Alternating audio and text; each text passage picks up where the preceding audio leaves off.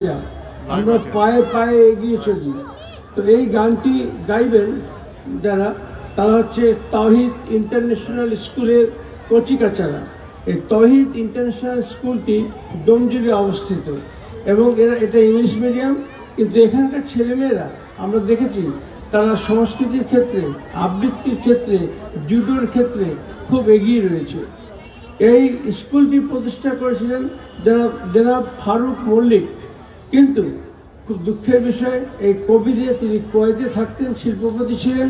এই কোভিডে তিনি ইন্তেকাল করেন এবং এই স্কুলটি তিনিই পরিচালনা করতেন।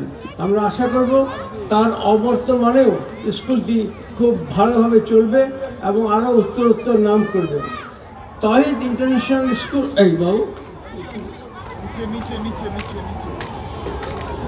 তৌহিদ ইন্টারন্যাশনাল স্কুলের যে বাচ্চারা আছে তারা এখানে এসেছে অনেক দূর থেকে, তারা ডোমজুড়ে ফিরে যাবে। তো এখন আমরা যেটা করব যে আমরা তাদেরকেই প্রথমে ডাকবো, কারণ আমাদের প্রোগ্রামকে একটু কাটশট করে তাদেরকে প্রথমে ডাকবো, যারা ওই গানটি গাইবে। আগে ম্যাডাম আগে টাইটেলটা দেখে নিও। আমার উল্টো দাদা ছিল এই তৌহিদ ইন্টারন্যাশনাল স্কুলের, ঠিক আছে, তৌহিদ ইন্টারন্যাশনাল স্কুলের যারা এটা পরিচালনা করেন, ছেলে মেয়েদের সংস্কৃতির শিক্ষা দেন, তিনি হচ্ছেন ম্যাডাম নাজিয়া। তিনি এখানে উপস্থিত, আমি তাকেই দেব, তিনি ঘোষণা করবেন। কিন্তু তার আগে যে ফারুক মল্লিক সাহেব পরলোক গমন করেছেন, আমরা তার জন্য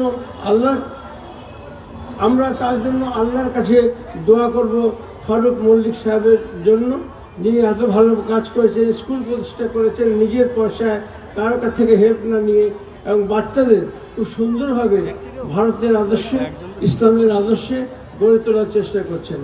আমরা আল্লাহর কাছে তার মাগফিরাতের জন্য দোয়া করছি। আপনারা সকালে বলুন আমিন। তো এখন আমি মাইক আপনাকে দিচ্ছি, আপনি সেটা নিন এবং আপনার সঙ্গে যারা যারা আছে তাদের নাম আপনি বলবেন।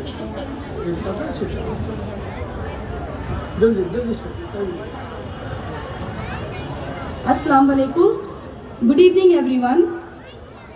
আমাদের স্কুলে তৌহিদ ইন্টারন্যাশনাল স্কুল ডোমজুর, আমাদের এক্স চেয়ারম্যান ছিলেন লেট ফারুক মল্লিক স্যার। তিনি এখন আমাদের মাঝখানে নেই, বাট আমাদের বুকে সব সময় উনি থাকবেন ইনশাআল্লাহ। আমাদের ভাইস চেয়ারম্যান হলেন Nasrullah Siddiqui. Mohammad Roshan Ali, he is our principal. Nazia Mustafa, it's me. I am the program in charge as well as teacher of Tauhid International School. আর আমাদের সঙ্গে আমাদের আরেকটা টিচার এবং trainer, she is Hena Fatima Mullah. So today we all are here, present here. Thank you.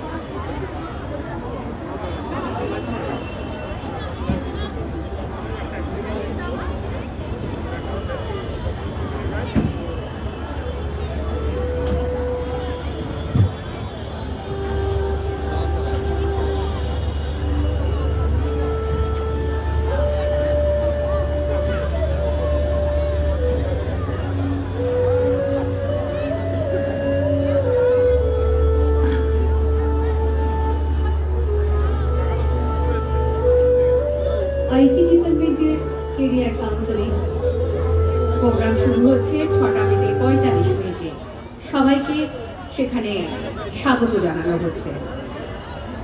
IT ডিপার্টমেন্টের একটি career counselling এর অনুষ্ঠান শুরু হচ্ছে সন্ধ্যে 6:45।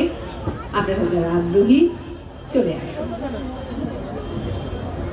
শুরু হচ্ছে আমাদের কলম পত্রিকার নিবেদনে পরবর্তী টক শো।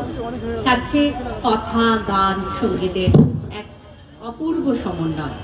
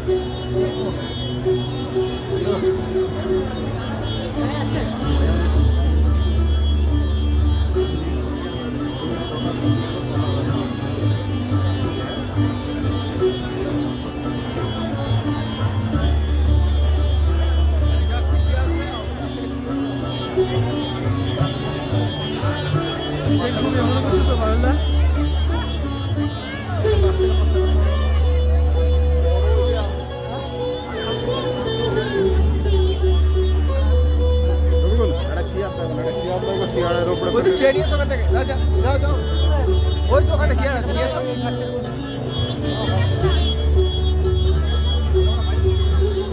তুমি এটা করছো তো তাহলে আমি একটু লাইসেন্সের মতো একটু স্টল করে ছবি তুলে স্টলে ছবি যাবে না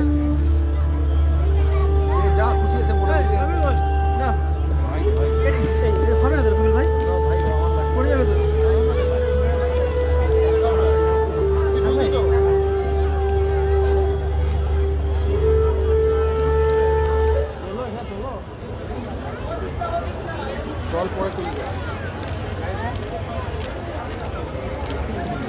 একেবারেই মঞ্চ প্রস্তুত তাহিদ ইন্টারন্যাশনাল স্কুলের কচিকাঁচা বন্ধুরা, তারা প্রস্তুত আমার দেশ ভারতবর্ষ সবসময় এগিয়ে চলবে সেই কাদাম কাদাম মেহরাজার নিবেদন নৃত্যরূপে আপনাদের সামনে। একটু ক্ল্যাপ হবে না ওদের জন্য?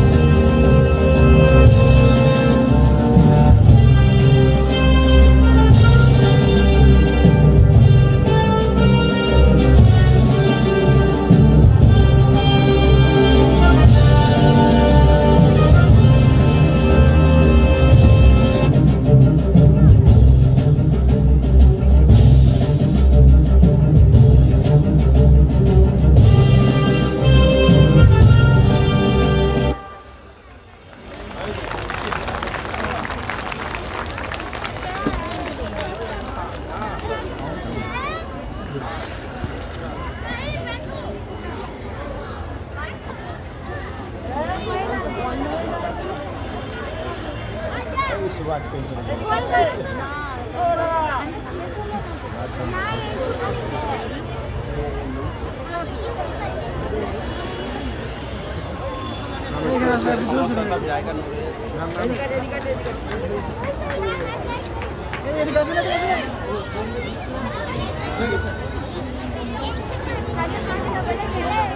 ताहिद इंटरनेशनल स्कूलेर कच्ची कचरा गाइलो कदम कदम बढ़ाए जा ये जिंदगी है कौम की कौम पर लुटाए जा। नेताजी सुभाष चंद्र बसुर खूब प्रिय गान आजादीन फौजेर যারা সেনানী ছিলেন আজাদিন ফৌজের যারা সেনা ছিলেন তারা এই গানটা সবসময় গাইতেন এবং এই গান গেয়ে তারা চেয়েছিলেন যে তারা দিল্লির পথে চালাও দিল্লির পথে অগ্রসর হবেন এবং লালকেল্লায় ভারতের পতাকা উত্তোলন করবেন। সেই গানটি পরিবেশন করলো আমাদের তাহিদ ইন্টারন্যাশনাল স্কুলের কচিকাচারা। তাদের আরও একটি সঙ্গীত অনুষ্ঠান আছে, সেটা পরে আপনাদের সামনে আসবে।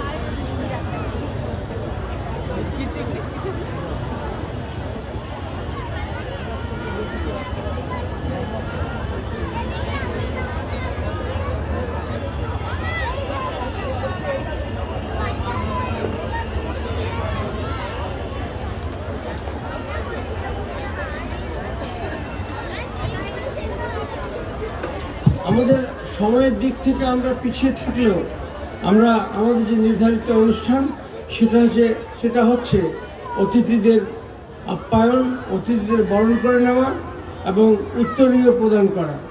তো আমি প্রথমে উত্তরীয় প্রদান আমরা করব। উত্তরীয় প্রদান করার জন্য আমি ডাকবো নুসরত হাসানকে। নুসরত হাসান একটি কুসুম যে এনজিও আমাদের সঙ্গে সহযোগিতা করেছে আমাদের এই অনুষ্ঠানে, তাদের সে একটি কুসুম যে এনজিওটি আছে তার তিনি পরিচালিকা। নুসরত হাসান এখন উত্তরীয় তুলে দেবেন। আমাদের সমৃতাকে, ছায়ানটের সমৃতাকে উত্তরীয় দিয়ে তিনি পালন করবেন।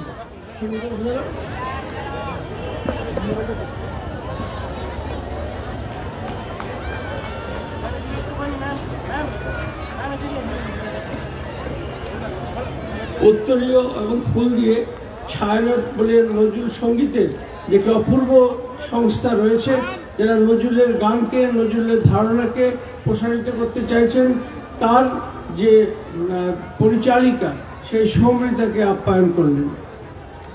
এখন আমরা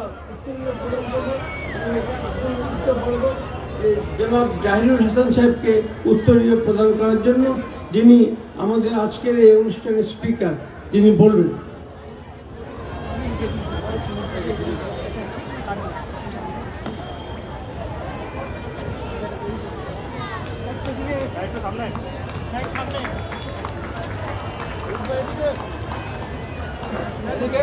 এখন গৌতম পাল মহাশয়কে, যিনি কল্যাণী বিশ্ববিদ্যালয়ের যিনি সহকারী উপাচার্য, ডেপুটি উপাচার্য, তো তাকে উত্তরীয় প্রদান করবেন জেবা নিমত নাহার।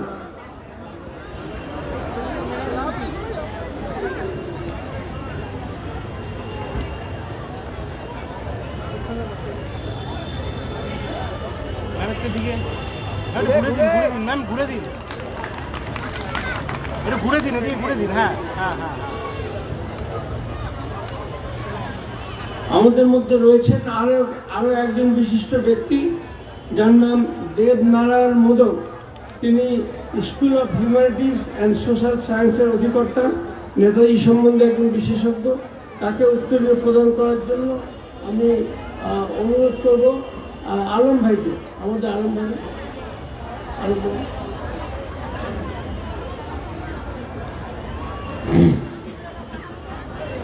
এখন উত্তরীয় প্রদান করা হচ্ছে আমাদের তরফ থেকে আমাদের মোদক সাহেবকে, যিনি একজন বিশিষ্ট গবেষক এবং একজন শিক্ষার সঙ্গে জড়িত এক ব্যক্তি।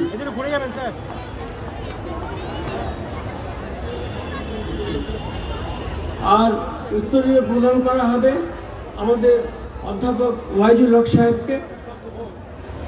অধ্যাপক ওয়াইজুল হক সাহেবকে আব্দুল মজিদ প্রদান করবে, সুমনা প্রদান করবে, এবং তিনি সভাপতি বঙ্গীয় বুদ্ধিজীবী, বঙ্গীয় সংখ্যালঘু বুদ্ধিজীবী মঞ্চ, এবং তিনি শিক্ষার বিভিন্ন কমিটিতে রয়েছেন এবং খুব ভালো বলেন।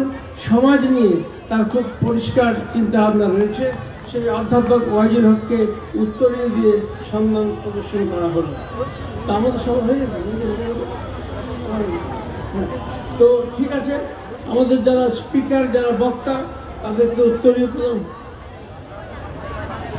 আমরা এবার আজকের অনুষ্ঠানের যিনি মধ্যমণি, প্রত্যেক বছর আমরা জানেন WBMDFCর এই অনুষ্ঠানে আমাদের সকলকে সমৃদ্ধ করেন এবং যেভাবে সারা বাংলায় পিছিয়ে পড়া মানুষ তথা সংখ্যালঘু মুসলমানদের জন্য, বিশেষ করে বড় বাঙালি মুসলমানদের জন্য যেভাবে কাজ করে চলেছেন, আর কেউ নন আমাদের পূবের কলম পেপারের সম্পাদক তথা সাবেকি সাংসদ জনাব আহমেদ ইমরানকে বরণ করে নেবে আমাদের বঙ্গীয় সংখ্যালঘু বুদ্ধিজীবী মঞ্চের সাধারণ সম্পাদক মাহমুদুল হক টুটুল।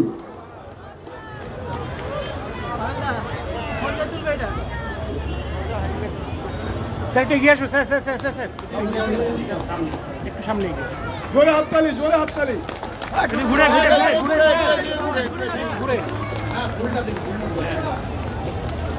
এদিকে ঘুরে একটু ফুলটা নিচে নামান না, একটু মুখটা দেখি একটু স্যার, একটু আমরা পেয়েছি আমাদের মধ্যে আরেকজন গুণী মানুষ, প্রাক্তন বিধায়ক ডক্টর কাসেম সাহেব এসছেন। ওনাকে বরণ করে নেওয়ার জন্য আমি অনুরোধ করছি শেখ হান্নান সাহেবকে, বঙ্গীয় সংখ্যালঘু বুদ্ধিমন্ত্রের কোষাধ্যক্ষ শেখ হান্নান সাহেব কাসেম সাহেবকে বরণ করে নেওয়ার জন্য অনুরোধ করছি।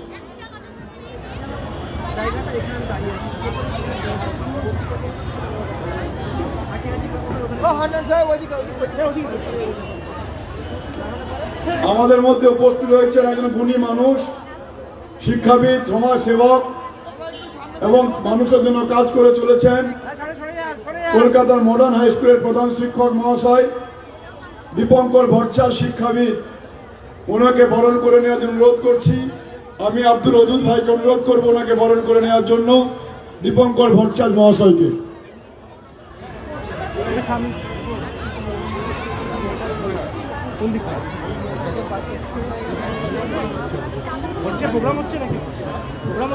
আমাদের মধ্যে আর একজন গুণী মানুষ উপস্থিত হয়েছেন, সমাজ সেবক এবং শিল্পপতি রহমান ভাই, আমাদের পরম আত্মীয়। ওনাকে বরণ করে অনুরোধ করছি। বরণ করে নেবেন ডক্টর হাসান জামিল। সমাজ সেবক রহমান ভাইকে বরণ করে নিয়ে অনুরোধ করছি বঙ্গীয় সংখ্যালঘু বুদ্ধিমন্ত্রের সহ সভাপতি ডক্টর হাসান জামিল সাহেবকে।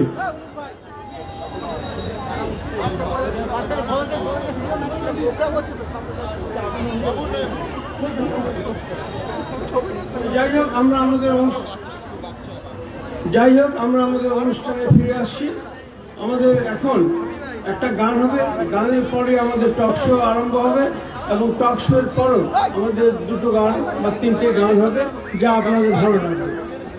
তো এখন আমরা মঞ্চে আহ্বান করব সমৃতাকে, যিনি আপনারা শুনলেন যে নজরুল সম্বন্ধে একজন আমি বলবো নজরুল নিবেদিত প্রাণ এই সমৃতা, এবং তিনি যেটা করেন ছায়ানট নামে একটা তিনি প্রতিষ্ঠান আছে। এই প্রতিষ্ঠান নজরুল গীতির চর্চা করে, নজরুল মননের চর্চা করে। তারা তাদের পক্ষ থেকে ছায়ানটের শিল্পীরা এবং সমৃতা তিনি একটি গান পরিবেশন করবেন। গানটির নাম হচ্ছে দুর্গমগিরি কান্তার মরু, যা আপনারা সকলে জানেন।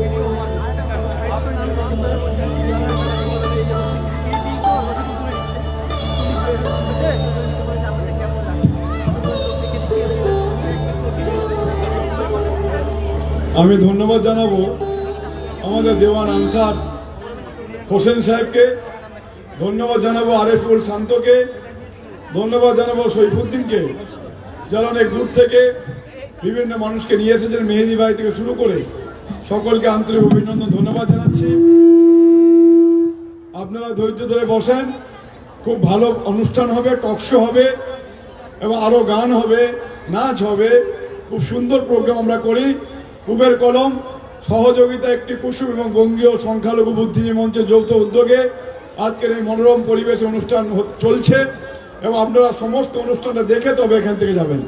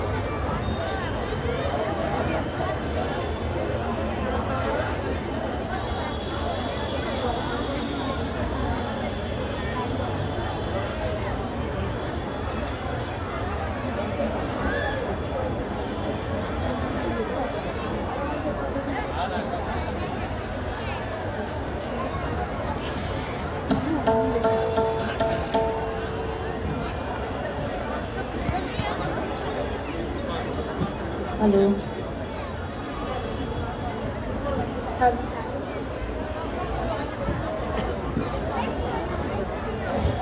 হ্যালো হ্যালো হ্যালো হ্যালো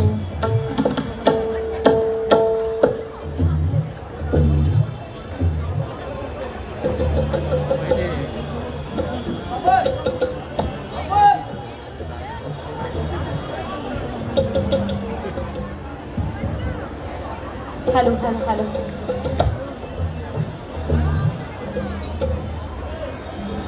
নমস্কার, শুভ সন্ধ্যা। আহমেদ হাসান ইমরান স্যারকে অসংখ্য ধন্যবাদ। তাঁর আমন্ত্রণে আজ আমরা ছায়ানট কলকাতা এই মিলন উৎসবে আপনাদের সকলের সঙ্গে মিলিত হয়েছি। আজকের আলোচনার বিষয়ে আপনারা সকলেই জানেন এবং আমাদের পরিবেশনায় নেতাজি সুভাষচন্দ্র বসুর যে প্রিয় নজরুল সঙ্গীত সেরকম আমরা করার চেষ্টা করব। প্রথম গান দুর্গমগিরি কান্তার মরু।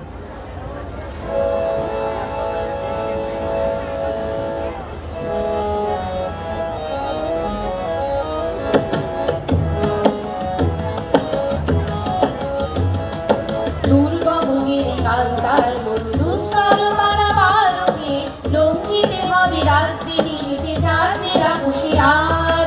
দুর্গমগিরি কান্তার মরু দুস্তর পারাবার হে, লঙ্ঘিতে হবে রাত্রি নিশীথে যাত্রীরা হুঁশিয়ার। তুলিতেছে তরি তুলিতেছে জল ভুলিতেছে মাঝি পথ, চিড়িয়াছে পালকে ধরিবে হাল আছে কার হিম্মত। কে আছো জোয়ান হও আগুয়ান, হাঁকিছে ভবিষ্যৎ। এ তুফানে পাড়ি দিতে হবে, পাড়ি দিতে হবে তরি পার। দুর্গমগিরি কান্তার মরু দুস্তর পারাবার হে, লঙ্ঘিতে হবে রাত্রি নিশীথে যাত্রীরা হুঁশিয়ার।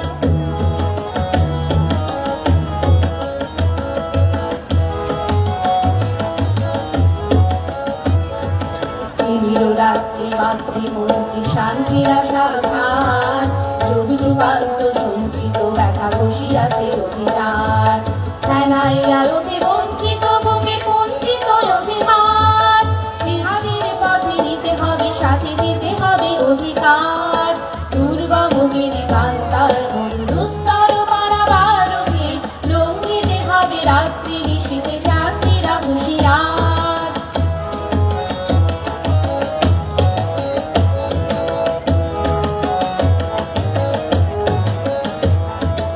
অসহায় জাতি মরিছে দুনিয়া জানে না সন্তরণ, কান্ডারি আগে দেখিব তোমার মাতৃমূর্তিমন।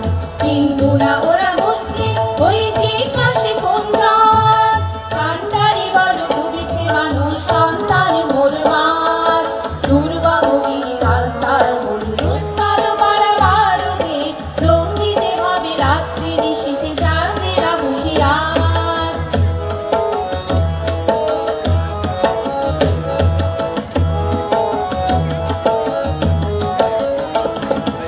আশীর্বাদে গেল যারা জীবনের জয়গান, হাসি অলক্ষ্যে দাঁড়াইছে তারা দেবে কোন বলিদান। আজি পরীক্ষা জাতির অথবা জাতির পরিবেশান, তুলিতেছে তরি ফুলিতেছে জল কান্ডারি হুঁশিয়ার। দুর্গমগিরি কান্তার মরু দুস্তর পারাবার হে, লঙ্ঘিতে হবে রাত্রি নিশীথে যাত্রীরা হুঁশিয়ার। লঙ্ঘিতে হবে রাত্রি নিশীথে যাত্রীরা হুঁশিয়ার। লঙ্ঘিতে হবে রাত্রি নিশীথে যাত্রীরা হুঁশিয়ার।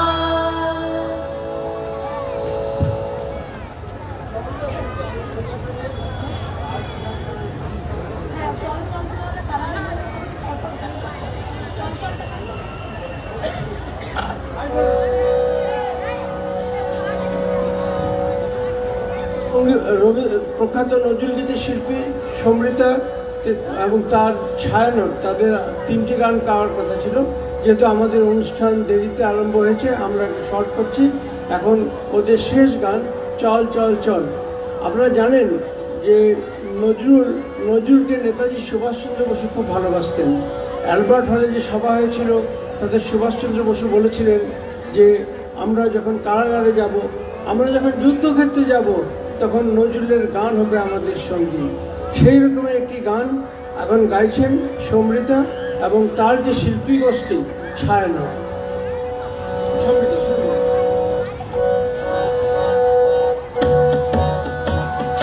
চল চল চল চল চল চল উর্ধ গগনে বাজে মাদল নিম্নের তলা ধরণী তল করুণ প্রাণের তরুণ দলে চলে রে চলে রে চল চলে রে চল চল চল চল চল চল চল উর্ধ গগনে বাজে মাদল নিম্নের তলা ধরণী তল করুণ প্রাণের তরুণ দলে চলে রে চলে রে চলে রে চলে রে চল চল চল চল চল চল চল তুষার জোয়ারে হানি আঘাত আমরা আনিব রাঙা প্রভাত আমরা ছুটাবো জীবের রাত বাধার বিন্ধ্যাচল তুষার জোয়ারে হানি আঘাত আমরা আনিব রাঙা প্রভাত আমরা ছুটাবো জীবের রাত বাধার বিন্ধ্যাচল নবনবীনের গাহিয়া গান সজীব করিব মহাশ্মশান নবনবীনের গাহিয়া গান সজীব করিব মহাশ্মশান আমরা গাইব নূতন গান বাহুরে নবীন বল চল চল চল চল চল চল উর্ধ গগনে বাজে মাদল নিম্নে গলা ধরণী চল করুণ প্রাতের তরুণ দল চল রে চল রে চল চল রে চল রে চল চল চল চল চল চল চল চল রে নজওয়ান শোনে রে ভাগিয়া গান মৃত্যু তরুণ দুয়ারে দুয়ারে জীবনের আহ্বান চল রে নজওয়ান শোনে রে ভাগিয়া গান মৃত্যু তরুণ দুয়ারে দুয়ারে জীবনের আহ্বান ভাঙরে ভাঙা গোল চল রে চল রে চল ভাঙরে ভাঙা গোল চল রে চল রে চল চল চল চল চল চল চল উর্ধ গগনে বাজে মাদল নিম্নে তলা ধরণী চল করুণ প্রাণের তরুণ দল চল রে চল রে চল চল রে চল রে চল চল রে চল রে চল। ধন্যবাদ।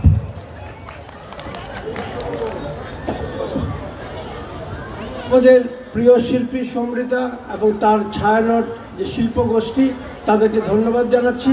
তারা নিজে এসে নজরুল এবং সুভাষচন্দ্র বসুকে ভালোবেসে এই গান দুটি পরিবেশন করলেন। তাদেরকে আবারও আমার আন্তরিক ধন্যবাদ। এখন আমরা আমাদের টক শো শুরু করতে যাচ্ছি। আর যে সময় ছিল আমি আগেই বলেছি তাতে কাটছাট করতে হচ্ছে। প্রথমেই আমি জনাব জাহিরুল হাসান, বিশিষ্ট লেখক, প্রাবন্ধিক ও সম্পাদক, তাকে আমাদের নেতাজি সুভাষচন্দ্র বসু এবং তার যে স্বপ্নের ভারত, তার যে ভাবনা ছিল যে সমস্ত ভারতকে নিয়ে তিনি এক দেশ করবেন, তাতে হিন্দু, মুসলিম, খ্রিস্টান, আদিবাসী, দলিত সবাই থাকবে। তো সেই তার যে ভাবনার উপর এখন বক্তব্য রাখবেন জনাব জাহিরুল হাসান সাহেব। আমি তাকে 15 মিনিটের মধ্যে বক্তব্য শেষ করতে অনুরোধ করব, কারণ আমাদের হাতে সময় হঠাৎই বেশ কমে গেছে।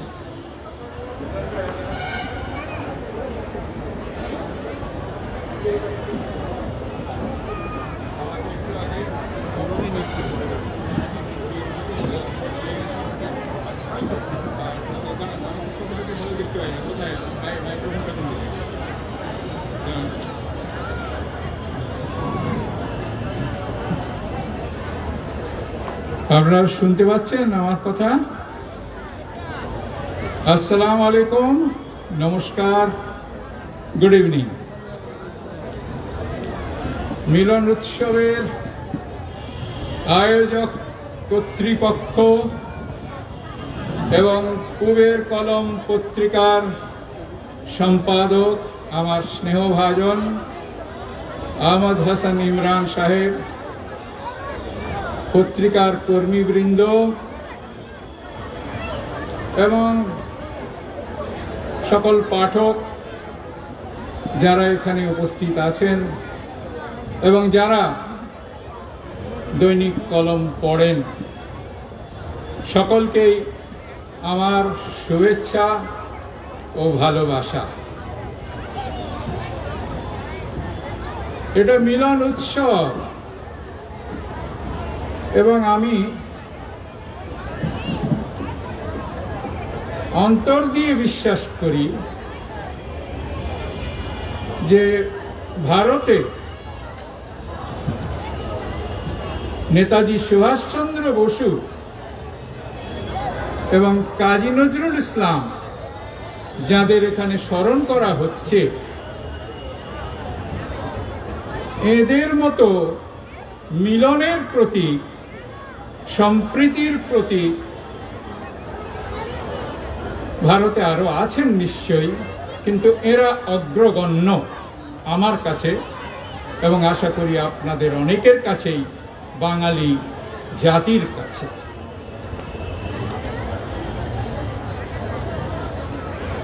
নেতাজি সুভাষচন্দ্র বোসের ১২৫তম বার্ষিকী সম্প্রতি পালিত হয়েছে। দুর্ভাগ্যবশত নানা বিতর্কের মধ্য দিয়ে যা হওয়া উচিত ছিল না। এটা আমাদের দুর্ভাগ্য যে এই দুজন মানুষ, নেতাজি এবং নজরুল,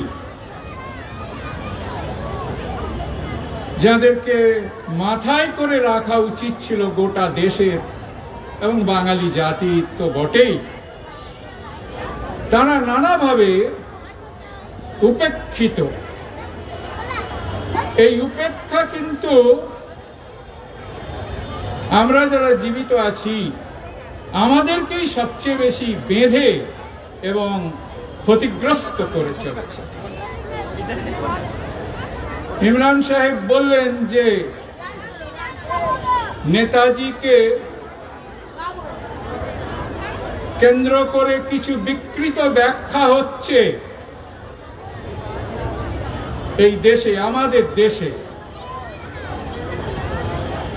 দুঃখ হয় যখন শুনি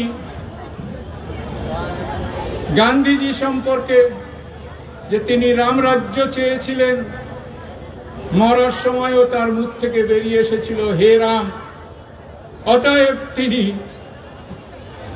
নাকি একটা বিশেষ গোষ্ঠী।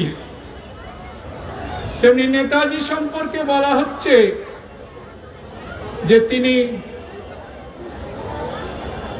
রামকৃষ্ণ, শ্রী রামকৃষ্ণ বিবেকানন্দের ভক্ত ছিলেন, পকেটে সবসময় গীতা রাখতেন, উপনিষদ পড়তেন, অতএব তিনিও নাকি কোন বিশেষ দলেরই।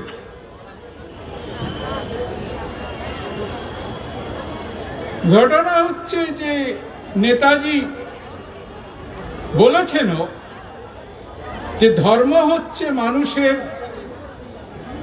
ব্যক্তিগত বিশ্বাসের জায়গা। অবশ্যই তার নিজেরও একটি ধর্মীয় বিশ্বাস ছিল। তিনি বিবেকানন্দের মোক্ষার্থম জগৎ হিদায় এই মন্ত্রে বিশ্বাস করতেন। রামকৃষ্ণের ব্যক্তিগত কামনা বাসনা থেকে দূরে থাকার যে পরামর্শ তা মেনে চলতেন। এবং গীতা তো কোনো বিশেষ ধর্মেরও নয়।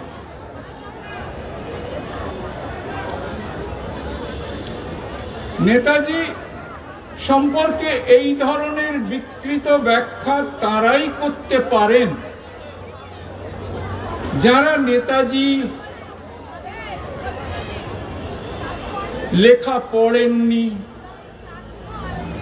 তার কথা, বক্তৃতা ইত্যাদি, তার কালেক্টেড ওয়ার্কস আছে, এ সমস্ত পড়ার চেষ্টা করেননি, জানেনও না। তারাই এই ধরনের কথা বলতে পারে। আমাদের মতো এই দেশে এই বহু ধর্ম, বহু সংস্কৃতি, বহু ভাষা বিশিষ্ট এই দেশের জন্য নেতাজির চিন্তা ভাবনা অত্যন্ত উপযোগী ছিল।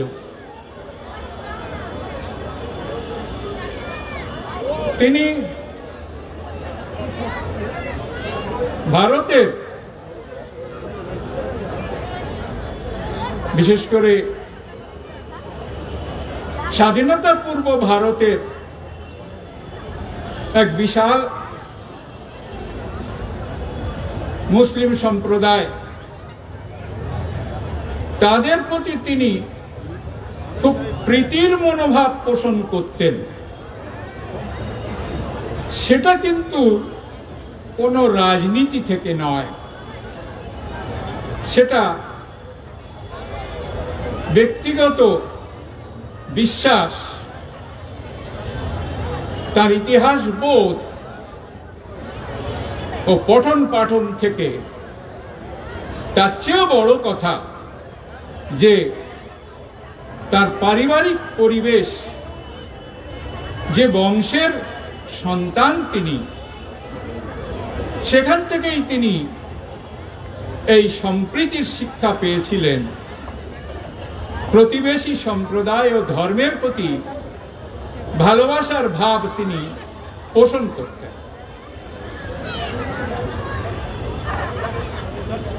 আপনারা শুনেছেন কিনা জানি না যে নেতাজির একজন পূর্বপুরুষ, তিনি সুলতান হোসেন শাহের মন্ত্রী ও নৌসেনাপতি ছিলেন। তাকে সুলতান খান উপাধি দিয়েছিলেন।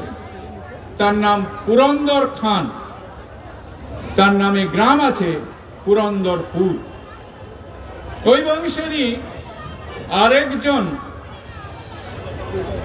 রাজকর্মচারী সুবুদ্দি খান, তার নামেও গ্রাম আছে সুবুদ্দিনগর।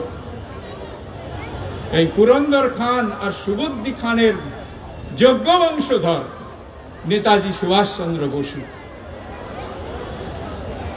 তার জন্ম এবং বেড়ে ওঠা ওড়িশার কটক শহরে।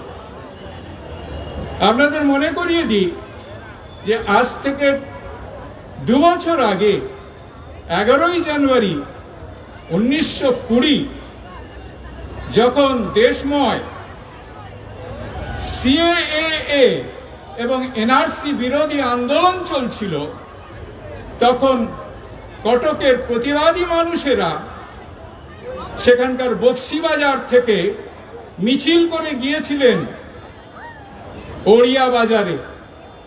আর এই ওড়িয়া বাজারেই ছিল নেতাজির পৈতৃক নিবাস জানকীনাথ ভবন, এখন যেখানে একটি মিউজিয়াম হয়েছে। সেখানকার মানুষ কিন্তু তারা প্রতিবাদ জানাতে, তারা আশ্রয়ের জন্য মিছিলটা সমাপ্ত করেছিলেন নেতাজির বাড়িতে গিয়ে। আর এই ওড়িয়া বাজার হচ্ছে কটকের এমন একটি জায়গা যা মুসলমান প্রধান। সেখানেই বাস করতেন নেতাজির বাবা জানকীনাথ বসু, তাদের বাড়ির কর্মচারী। নেতাজি বলছেন তার স্কুলের শিক্ষক, সহপাঠী অধিকাংশই ছিলেন মুসলমান। মহরমের সময় আখাড়াতে নেতাজি শৈশবে বালক বয়সে অংশ নিতেন এবং বলছেন যে কটক শহরে ওই সময় মাত্র 20,000 মানুষের বাস কটকে। সেখানে হিন্দু মুসলমানের কোনো ভেদাভেদ ছিল না। সেই পরিবেশে তিনি মানুষ হয়েছেন।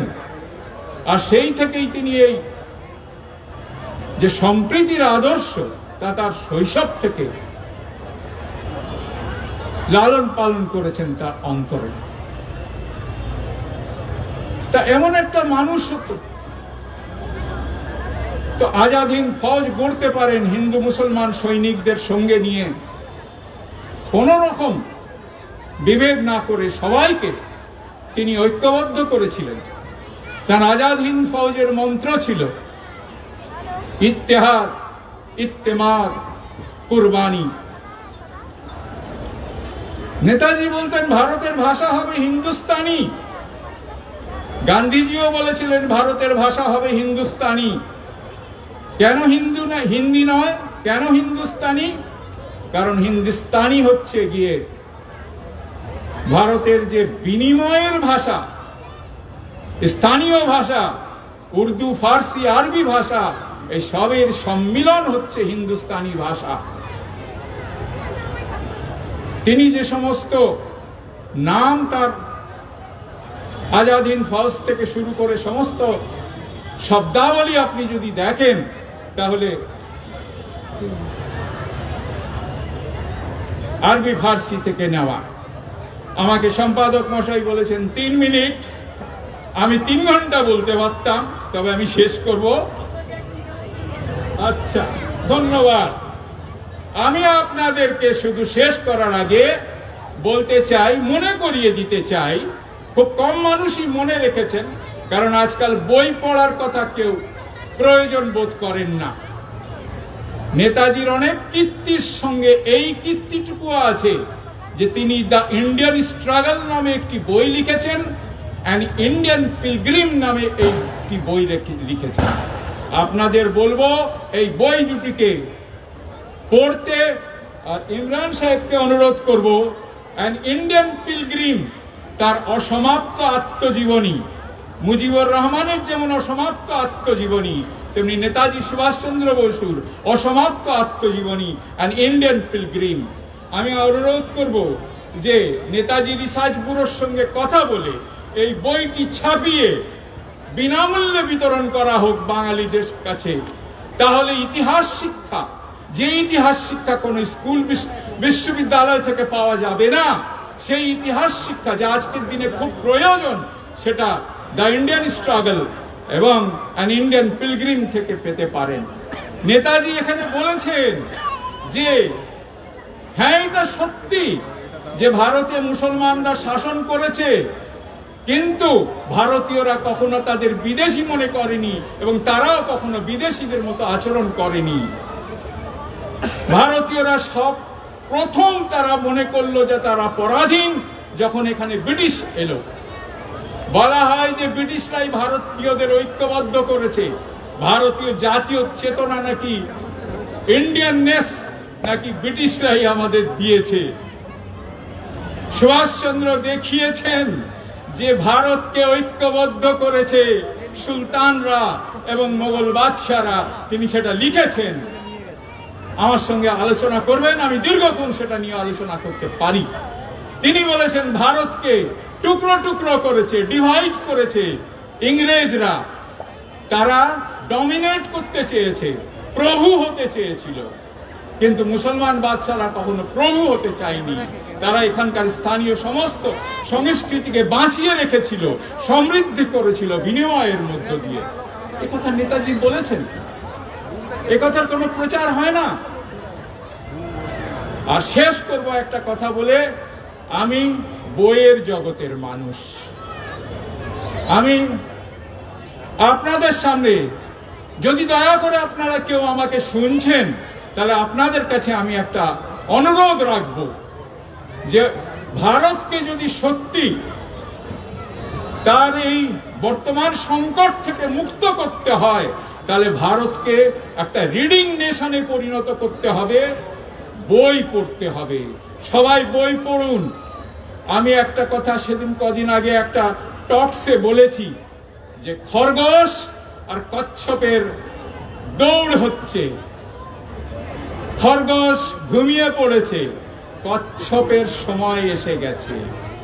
এটা মাইনরিটিজ এর মেলা, সেই জন্য বলছি খরগোশ বই পড়া ভুলে গেছে। কচ্ছপ তুমি বই পড়ো, বই পড়লে এগিয়ে যাবে। এবং আমি জানি, আমি বলছি না খরগোশকে হারিয়ে দিতে হবে, কিন্তু অন্তত খরগোশের সঙ্গে সমান তালে হেঁটে যেতে পারবে যদি বই পড়বে। আর আমার লক্ষ্য হচ্ছে, আমার ডাক হচ্ছে, আমি একজন সাধারণ মানুষ, যে ভারতকে রিডিং নেশনে পরিণত করুন, পড়ুয়া দেশে পরিণত করুন, পড়ুয়া জাতিতে পরিণত করুন।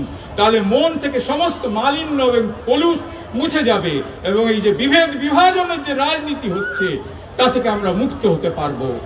শেষ কথা আবার বলছি, বই পড়ুন। প্রথমেই পড়ুন সুভাষচন্দ্র বসুর বই, কাজী নজরুল ইসলামের বই। আপনাদের সবাইকে আমার ধন্যবাদ। তো ভালো লাগলো আপনাদের সঙ্গে কথা বলে।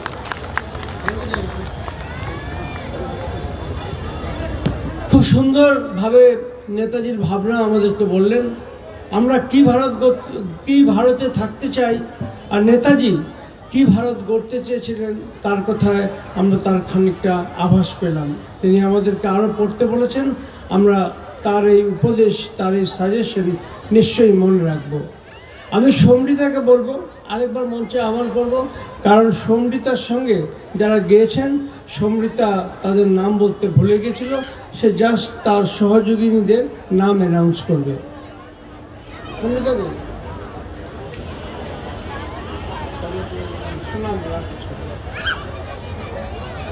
আমার সঙ্গে যারা ছিলেন মঞ্চে তাদের সঙ্গে একটু আলাপ করিয়ে দিই। সমবেত সঙ্গীতে ছিলেন সুরূপা মল্লিক, সোমা রায় বর্মন, শুভ্রা ভট্টাচার্য, গৌরী ধর, এবং তবলায় ছিলেন সমন্তক মিশ্র, এবং পারকাশনে ছিলেন সমর কুমার মল্লিক। ধন্যবাদ।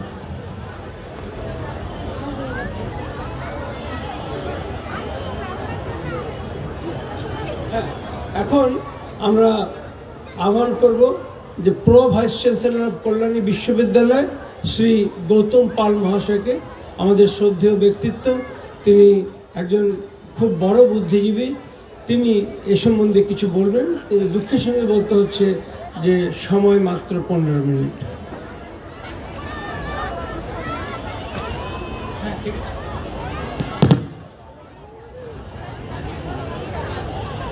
নমস্কার, আসসালামু আলাইকুম, নমস্তে। আমি প্রথমেই আমার কৃতজ্ঞতা জ্ঞাপন করছি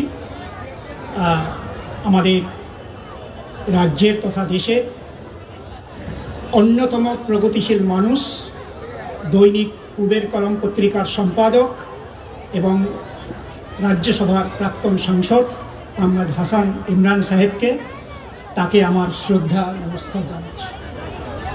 এখানে মঞ্চে অনেকে আছেন, আমি বলতে পারতাম, কিন্তু সময় খুব সংক্ষিপ্ত। যারা আছেন মঞ্চে এবং মঞ্চের বাইরে যারা আছেন, সবাইকে আমি শ্রদ্ধা জানাচ্ছি। আমি আপনাদের কাছে ক্ষমা চেয়ে নিচ্ছি যে আমি প্রায় 33 বছর অধ্যাপনার সঙ্গে যুক্ত। আমি বিজ্ঞানের ছাত্র, বিজ্ঞান পড়াই, সমাজ বিজ্ঞানের সঙ্গে আমার কোনো সম্পর্ক নেই। তবুও ইমরান সাহেব আমাকে আমন্ত্রিত করেছেন। আমি চেষ্টা করব এই যে আজকের টপিক, নেতাজি সুভাষচন্দ্র বসুর যে ভাবনা ভারত এবং আজকের ভারত, এই যে প্রেক্ষাপট, সেই সম্পর্কে আমি দু এক কথা বলব। আমি শুরু করছি আজকের আলোচনার ভূমিকা, প্রেক্ষাপট কি, আমি কেন বলছি। আমি ব্যক্তিগতভাবে শঙ্কিত, আপনারা কি শঙ্কিত নয়? আমি বিচলিত, আপনারা কি বিচলিত নয়? কেন শঙ্কিত? নিশ্চয়ই আপনারা বুঝতে পারছেন যে ভারতে যে শক্তি, ভারতের যে সমৃদ্ধি মূল ভিত্তি ডাইভার্সিটি, বৈচিত্র্য, ধর্মীয় বৈচিত্র্য, ভাষাগত বৈচিত্র্য, শ্রেণীগত বৈচিত্র্য, খাদ্যগত বৈচিত্র্য, সাংস্কৃতিক বৈচিত্র্য আজকে বিপন্ন। আমাদের অধিকার আজকে বিপন্ন। প্রত্যেক নাগরিক প্রতিদিন কি খাবেন, কি পোশাক পরিধান করবেন, সেটা রাষ্ট্র আমাদের নির্দেশ করছে। আমরা কোথায় বাস করব, কোন দেশের নাগরিক হব, আমরা এখান থেকে ভারতের নাগরিক কিনা আমাদের এখন পরিচিতি প্রদান করতে হবে। আমাদের স্বাধীনতা সংগ্রামের আমাদের পূর্বপুরুষ অংশগ্রহণ করা সত্ত্বেও, তারা জেল খাটা সত্ত্বেও, তারা নেতাজি সুভাষচন্দ্র বসু, মহাত্মা গান্ধীর সঙ্গে স্বাধীনতা সংগ্রামে যোগদান করা সত্ত্বেও আমাদের পরিচয় দিতে হবে আমরা এদেশের নাগরিক কিনা। আমি বিপন্ন, সবাই বিপন্ন। অতএব আমি এই ব্যাপারে দু এক কথা আপনাদের বলতে পারি। আজকের ভারতবর্ষ অসহিষ্ণু ভারতবর্ষ। আপনারা জানেন সংবিধানের যে অনুচ্ছেদ 15, 16, 17, 18 আমাদের সমতা দিয়েছে। সেখানে যে কোনো ধর্মের মানুষ, যে কোনো ভাষাগত মানুষ, তারা যে কোনো কাস্ট, যে কোনো শ্রেণীর মানুষ, তাদের অধিকার থাকবে। তারা খাবে কি, তারা কি পোশাক পরবে, তারা কোথায় বসবাস করবে, তাদের চাকুরিগত অধিকার সমান অধিকার, অর্থাৎ আমরা ইকুয়াল। মাইনরিটি মুসলিম, আপনারা জানেন 1947-এ আমাদের ভারতের টোটাল জনসংখ্যা ছিল প্রায় 36 কোটি। যদি বর্তমান ভৌগোলিক সীমারেখা অর্থাৎ পশ্চিম পাকিস্তান, তদানীন্তন পূর্ব পাকিস্তান এবং অন্যান্য আমাদের আফগানিস্তান, এটাকে যদি আমরা বাদ দিই তাহলে দেখব 33 কোটি। সেই 33 কোটির মধ্যে 28 কোটি ছিল হিন্দু এবং আমাদের 3 কোটি ছিল মুসলিম। বর্তমান ভারতের জনসংখ্যা হচ্ছে 138 কোটি। আপনারা জানেন সর্বভারতীয় ক্ষেত্রে প্রায় মুসলিম মাইনরিটি 15.5%, 2022-এর আমি জানুয়ারির তথ্য দিচ্ছি। এবং যদি পশ্চিমবাংলার নাগরিক আপনারা দেখেন, জনসংখ্যা দেখেন, পশ্চিমবাংলার জনসংখ্যা আমাদের প্রায় 10.14 কোটি। তার মধ্যে মুসলিম প্রায় 30%। আমরা যারা বলছি যে এই দেশ হিন্দুদের দেশ, এখানে বিভেদ করছি মুসলিম, খ্রিস্টান, পার্সি, আমরা কি এই দেশ চেয়েছিলাম? নেতাজি চেয়েছিলেন। আজকে সিএএ, এনআরসি করে চেষ্টা হচ্ছে আমাদের উৎখাত করার। আপনারা দেখছেন একটি রাজ্যের স্কুলের বাচ্চা মেয়েরা, তাদের নির্দেশ দেওয়া হচ্ছে আমরা হিজাব পরে যাব কিনা। তাদের সঙ্গে প্রতিযোগিতা করা হচ্ছে আমরা গেরুয়া বস্ত্র, আমরা উত্তরীয় পরব কিনা।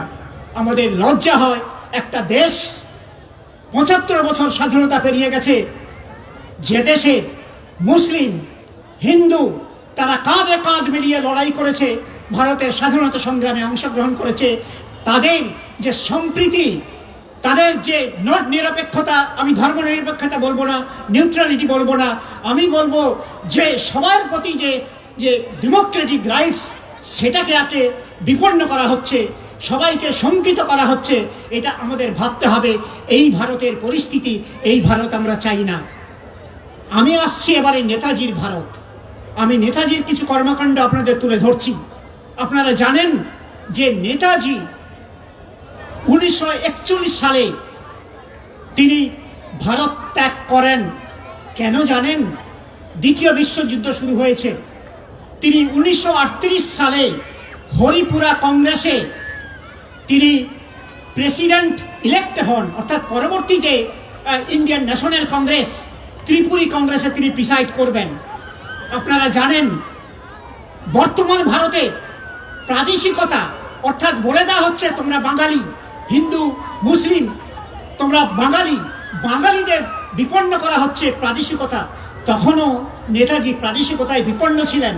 আপনারা জানেন 1938 সালে হরিপুরা কংগ্রেসে নেতাজিকে সভাপতি করা হয়েছিল।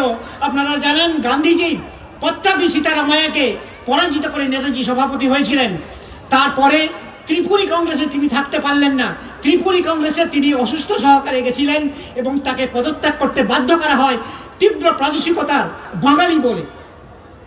এবং তিনি নেতাজি 1941 সালে ভারত ত্যাগ করতে বাধ্য হন।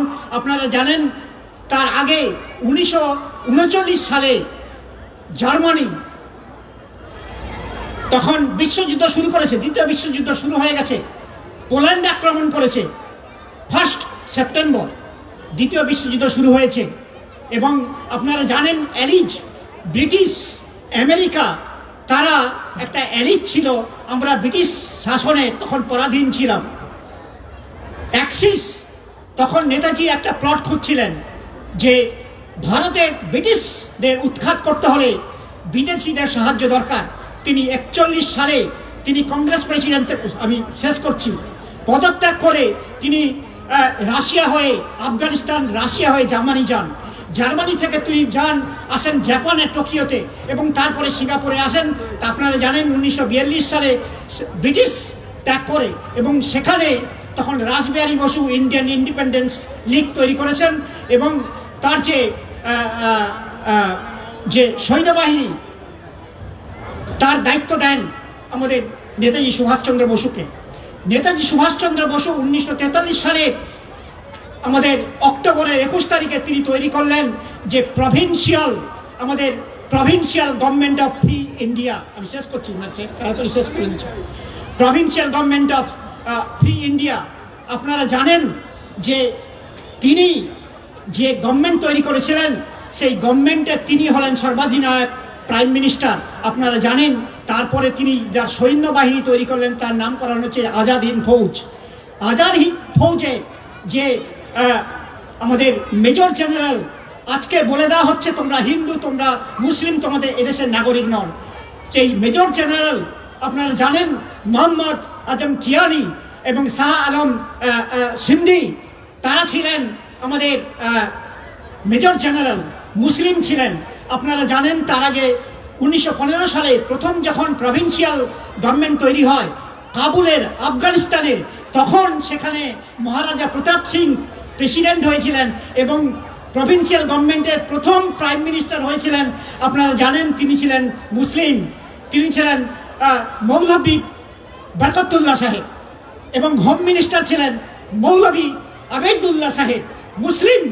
প্রথম প্রভিন্সিয়াল গভর্নমেন্ট ভারতের যে আমাদের গভর্নমেন্ট ইন এক্সিল, তার প্রাইম মিনিস্টার ছিলেন মুসলিম।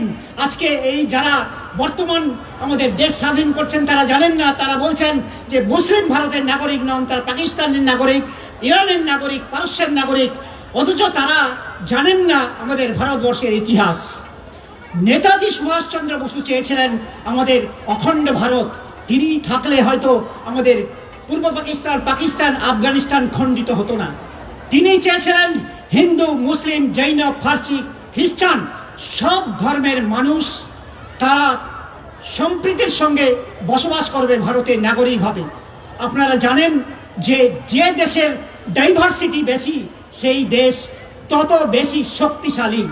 আজকে যদি আমরা বলি যে আজকের ভারতে আমরা যদি বলি যে শুধু হিন্দুদের দেশ হবে, আপনারা জানেন আমাদের হিন্দুস্তান এটাকে হিন্দুস্তান করে দেওয়ার চেষ্টা হচ্ছে। হিন্দু মানে হিন্দু ধর্ম নয়, কিন্তু আপনাদের মনে করিয়ে দিচ্ছি পার্সিতে ইন্ডাস রিভার, সেখানে ফার্সিতে ইন্ডাসকে বলা হচ্ছে সিন্ধু নদী, আমরা বাংলায় বলি হিন্দু। সেই হিন্দু থেকে হয়েছে আমাদের হিন্দুস্তান, নট হিন্দুস্তান হচ্ছে ভারত। নেতাজি সুভাষচন্দ্র বসুর তৈরি হয়েছিল, আপনারা জানেন যে সরকার তৈরি করেছিলেন আরজি হুকুমায়তে আজাদি হিন্দ, অর্থাৎ এই যে আজাদ হিন্দ, তিনি বলেছিলেন স্বাধীন ভারতের সরকার। আমি বলছি যে আজকে বড্ড প্রয়োজন যে নেতাজির ভাবধারা, নেতাজির আদর্শ আজকের এই ভারতবর্ষকে আমাদের শক্তিশালী করতে হবে, ভারতবর্ষকে শক্তিশালী ডাইভার্সিটি মেনটেন করতে হবে। আমরা কি চাইছি? আমি বললাম নেতাজির যে ভাবনা, আজকের আমি আগে বলেছি আজকে কি চলছে। আমার ব্যক্তিগত মতামত আমি আপনাদের সামনে দু এক কথায় উপস্থাপিত করছি।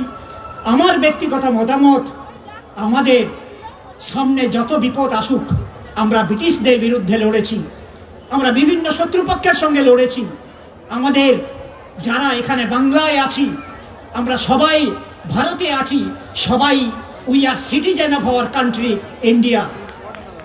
আমরা সবাই ভারতবাসী। আমাদের প্রমাণ দিতে হবে না, আমাদের এনআরসি করে, সিটিজেনশিপ অ্যামেন্ডমেন্ট করে আমাদের লিখে দিতে হবে না we are citizens of India, we are very much citizen of India, we have fought for our country. আমরা ভারতবর্ষের জন্য আমাদের পূর্বপুরুষ আমাদের রক্ত দিয়েছে, আমরা সবাই ভারতবর্ষের অধিকারী। আমি নেতাজি সুভাষচন্দ্র বসুকে আমি প্রণাম জানিয়ে আমি চাইব তার এই যে তাকে অপমান করা হয়েছে, আপনারা জানেন 1992 সালে তাকে ভারতরত্ন দেওয়া হয়েছে। আমাদের লজ্জায় মাথা কাটা যায় যে নেতাজি হচ্ছেন আমাদের এই উপমহাদেশের, গোটা পৃথিবীর স্বাধীনতা সংগ্রামের অন্যতম হিরো।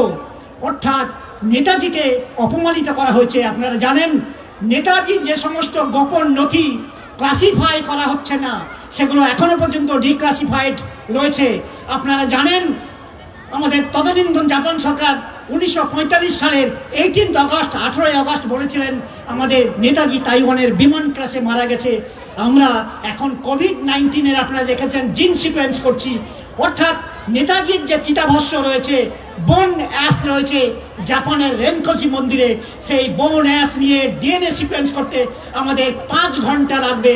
আমাদের ভারতের সরকার, রাষ্ট্রীয় সরকার পারেন না আমাদের সেই চিতাভস্য নেতাজির কিনা এখনো আমরা করে উঠতে পারিনি। এটা আমাদের লজ্জা। বারে বারে নেতাজিকে নিয়ে অপমান করা হচ্ছে।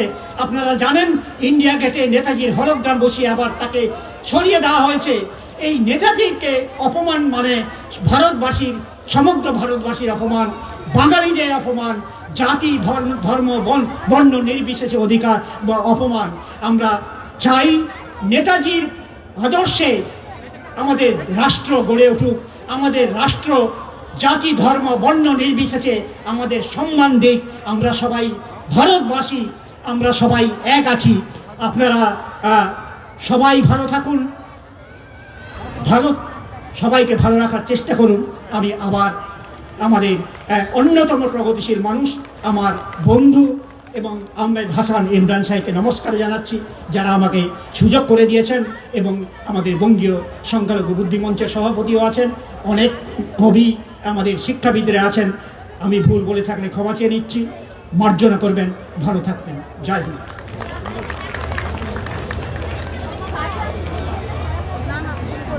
আমি এখন খুব তাড়াতাড়ি আমাদের অন্যতম বিশিষ্ট আমন্ত্রিত ব্যক্তি দেবনারায়ণ মোদক সাহেবকে ডেকে নেব। তার পরিচয় আমরা আগেই দিয়েছি এবং সেজন্য আমি তার পুনরাবৃত্তি করলাম না। এখন দেবনারায়ণ মোদক সাহেব বলবেন।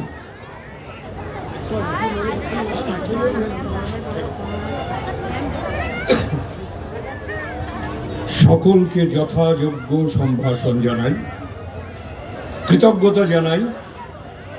এই মিলন মেলার যারা উদ্যোক্তা, বিশেষ করে ইমরান সাহেবকে বাড়তি কৃতজ্ঞতা আমার রইল, ছায়ানটের কর্ণধার সমৃতারকে, কারণ তিনি ছিলেন আমার এখানে আসার যোগসূত্র। আন্তরিক কৃতজ্ঞতা আপনাদের সবাইকে যারা দীর্ঘক্ষণ এই আলোচনার শরিক। আমি একটু অন্যভাবে কথা বলতে চাইছি। আমি প্রথম আর একবার ধন্যবাদ দিতে চাইছি আজকের এই টকশো বা আলোচনা সভা যাই বলুন, তার যারা থিঙ্ক ট্যাঙ্ক। সুভাষচন্দ্র সম্পর্কে ভাবতে গিয়ে তারা একটি শব্দ ব্যবহার করেছেন, ঘটনাচক্রে আমার খুব ভালো লেগেছে। কি বলেছেন তারা? তারা বলেছেন সুভাষচন্দ্রের ভারত ভাবনা। দুর্ভাগ্য আমাদের, সুভাষচন্দ্র সম্পর্কে অনেক কথা হয়েছে, 3 ধরনের কথা। কি কি? এক হয়েছে কিছু বীর পূজা, 2 হয়েছে কিছু রহস্য রোমাঞ্চ কাহিনী, আর 3 হয়েছে কুৎসিতভাবে সুভাষচন্দ্রকে ব্যবহার করা নিজেদের রাজনৈতিক উদ্দেশ্যে। আমরা কেউ একটু পাতাটা উল্টে জানতে চেষ্টা করিনি যে সুভাষচন্দ্রের ভারত ভাবনাটা কি ছিল। সুভাষচন্দ্রকে জানতে গেলে আমাদের তো তার ভারত ভাবনাটাকেই জানতে হবে। সেই ভারত ভাবনা নিয়ে আমি কিছু কথা বলবো। আপাতত একটা শব্দে বলি, সুভাষচন্দ্রের রাজনৈতিক দর্শন কি? সিনথেসিস। What is synthesis? সমন্বয়। এই সমন্বয়ের ভাবনা কোথা থেকে পেলেন সুভাষ? সমন্বয়ের ভাবনা পেলেন প্রথমে তার মাস্টারমশাই বেণীমাধব দাসের কাছে, তারপরে পেলেন স্বামী বিবেকানন্দের কাছে, তারপরে তিনি পেলেন শ্রী অরবিন্দর কাছে, তারপরে পেলেন দেশবন্ধু চিত্তরঞ্জন দাসের কাছে। আমি এই কথায় আসব একটু পরে, তার আগে একটু অন্য কথা বলে নিই। এই বছরটা আমাদের কাছে খুব গুরুত্বপূর্ণ। আমরা সদ্য সুভাষচন্দ্রের 125তম জন্মবার্ষিকী উদযাপন করলাম। তার রেশ আমাদের প্রাণে মনে এখনো সজীব। এই বছরটাই আমাদের স্বাধীনতার 75 বৎসর। আমাদের দিল্লির সরকার বলে দিয়েছে স্বাধীনতার অমৃত মহোৎসবের কথা। দয়া করে অমৃতের নামে গরল পান করাবেন না, করজোড়ে এই মিনতি করি। এই বছরটা গুরুত্বপূর্ণ কারণ কাজী নজরুল ইসলামের বিখ্যাত কবিতা বিদ্রোহী, তার শতবর্ষ আমরা উদযাপন করছি। 1921 ডিসেম্বরের শেষ লগ্নে তিনি এই কবিতাটা রচনা করেছিলেন, যা আমাদের আন্দোলিত করেছিল। কেউ কেউ ভাবছেন নেতাজি প্রসঙ্গে কাজী নজরুল ইসলাম কেন? না, প্রক্ষিপ্ত নয়। কাজী নজরুল ইসলাম কি চাইতেন? কার দ্বারা তিনি প্রাণিত হয়েছিলেন?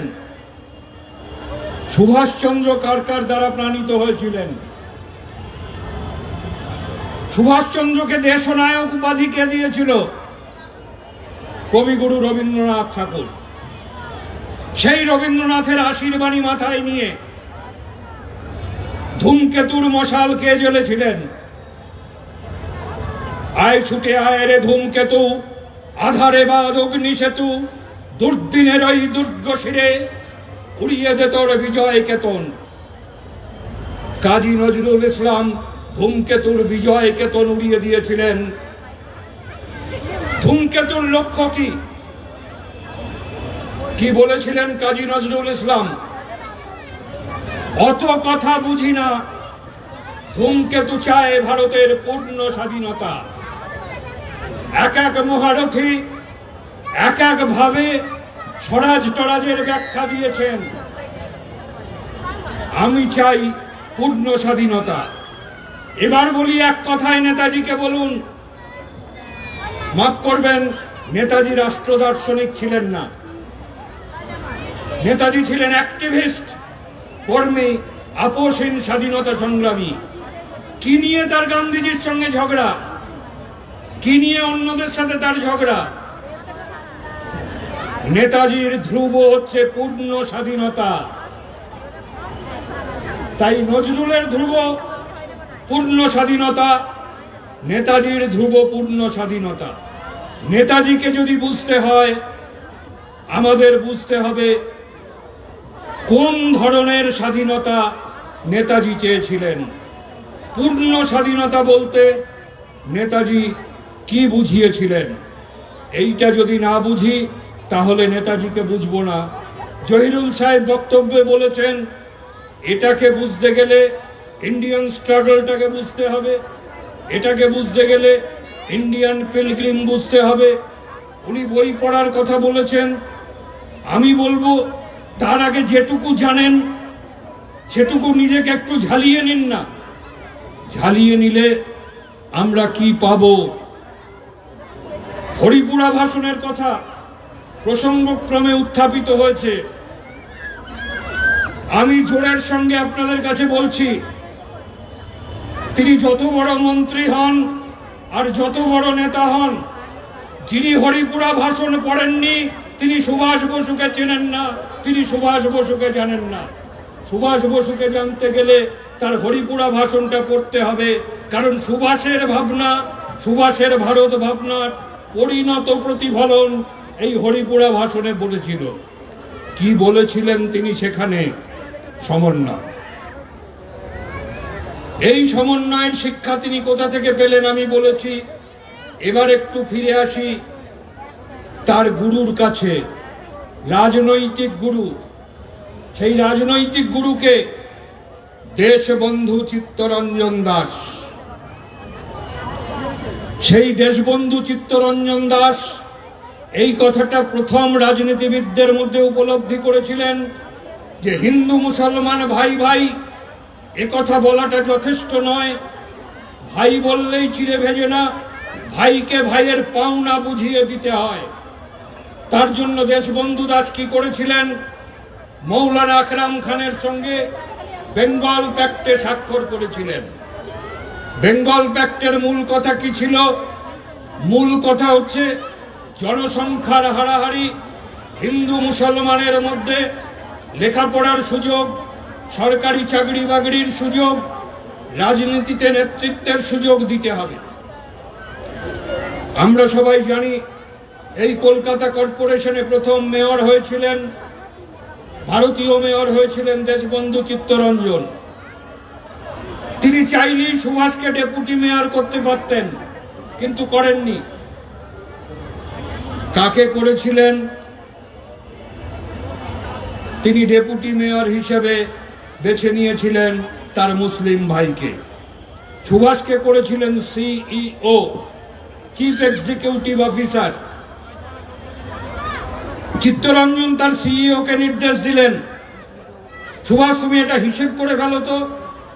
কি হিসেব?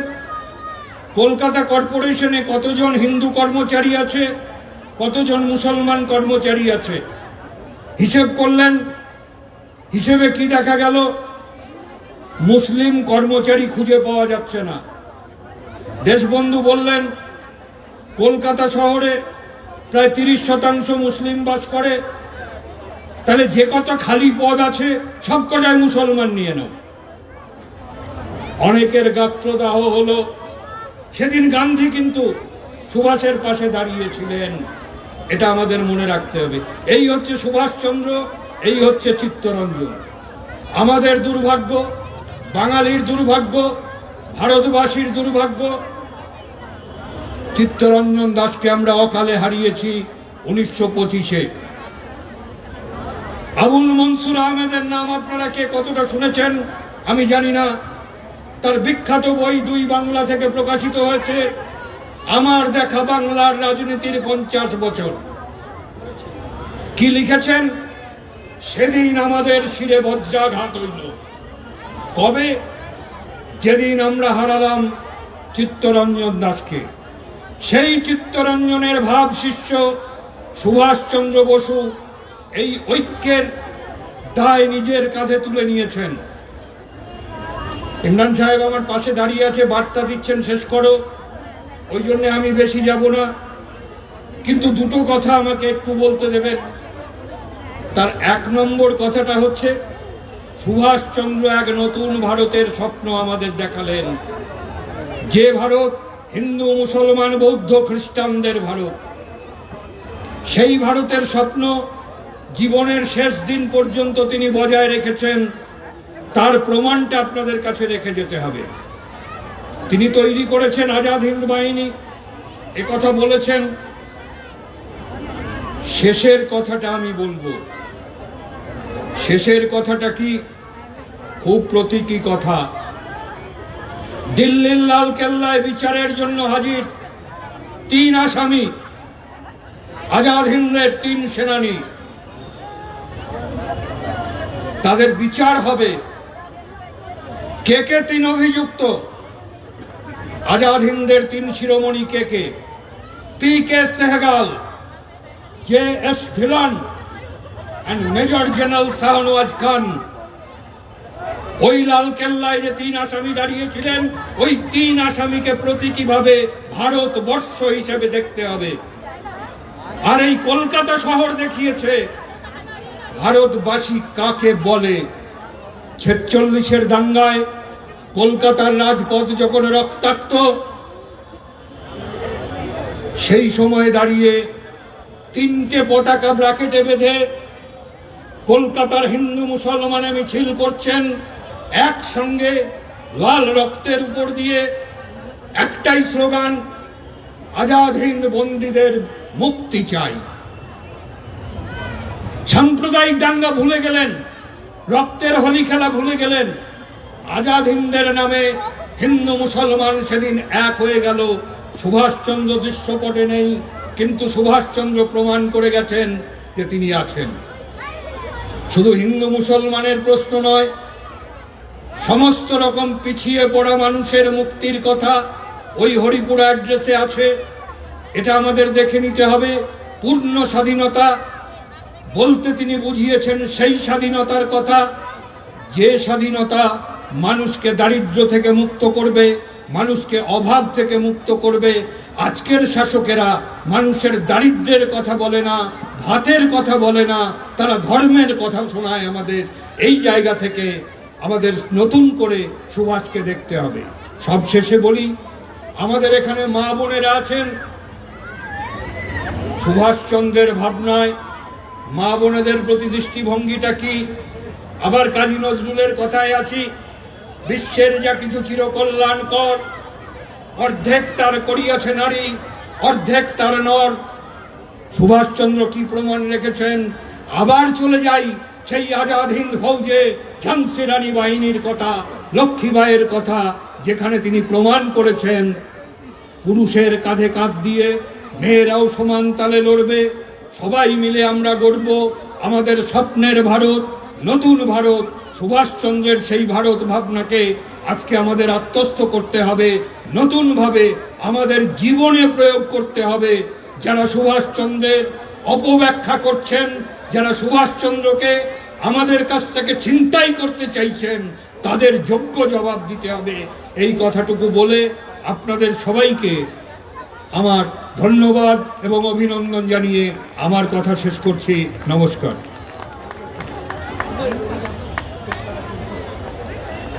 এইমাত্র আমাদের মঞ্চে এসেছেন জনাব গোলাম আনসারী সাহেব।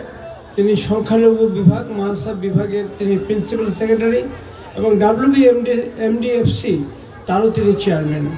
তো আমরা তাকে স্বাগত জানাচ্ছি, আমরা তাকে ধন্যবাদ জানাচ্ছি আমাদের এই অনুষ্ঠানে তশরিফ আনার জন্য। আমি এখন খুব সংক্ষেপে ওয়াজির হক সাহেবকে মাত্র 5 মিনিটের মধ্যে কিছু বলার জন্য বলবো, আর তারপরে তাওহীদ ইন্টারন্যাশনাল স্কুলের বাচ্চাদের সেই বিখ্যাত গানটি হবে সারে জাহাঁ সে আচ্ছা হিন্দুস্তান হামারা। শুভ সন্ধ্যা। আজকে সর্বপ্রথম আমি আহমেদ হাসান ইমরান সাহেবকে ধন্যবাদ জানাবো যে যুগোপযোগী টপিক নিয়ে আসার জন্য। আজকে বিশেষ প্রয়োজন এই মুহূর্তে নেতাজি সুভাষচন্দ্র বসু ভারত ভাবনাও আজকের আমরা। তো আমি আমাদের যারা বক্তা ছিলেন টকশোতে সবাই কিন্তু নেতাজি সুভাষচন্দ্র বসুর ভারত ভাবনাটাকে ব্যক্ত করেছেন। আজকের আমরা এটা কিন্তু কেউ বলার চেষ্টা করেননি, হয়তো বলতেন হয়তো সময়ের অভাবের জন্য। তো নেতাজি সুভাষচন্দ্র বসু ভারত ভাবনা আমরা সবার মুখে শুনলাম। জহিরুল সাহেব বললেন বই পড়ার জন্য, বই পড়ে জানতে পারবো। সবার হাতে মোবাইল আছে, মোবাইল দেখেও আমরা জানতে পারবো আজকের নেতাজি সুভাষচন্দ্র বসুর ভারত ভাবনাটা কি ছিল। কিন্তু আজকের আমরা কোথায় আছি, কোথায় অবস্থান করছি, এটা জানা খুব প্রয়োজন বলে আমি মনে করি। যেভাবে নেতাজি সুভাষচন্দ্র বসুকে একটা শ্রেণী, একটা গোষ্ঠী বারংবার অপমান করে চলেছে, তার যোগ্য জবাব দেওয়ার জন্য আজকে আপনাদের ভাবতে হবে, আপনাদের মধ্যে চিন্তা জাগ্রত করতে হবে, আপনাদের মনে ভাবনাটাকে ভারতবর্ষের বুকে ছড়িয়ে দিতে হবে। তার কারণ আমরা দেখেছি নেতাজি সুভাষচন্দ্র বসুকে ছিনতাই করে কথা বলছিলেন। নেতাজি সুভাষচন্দ্র বসুকে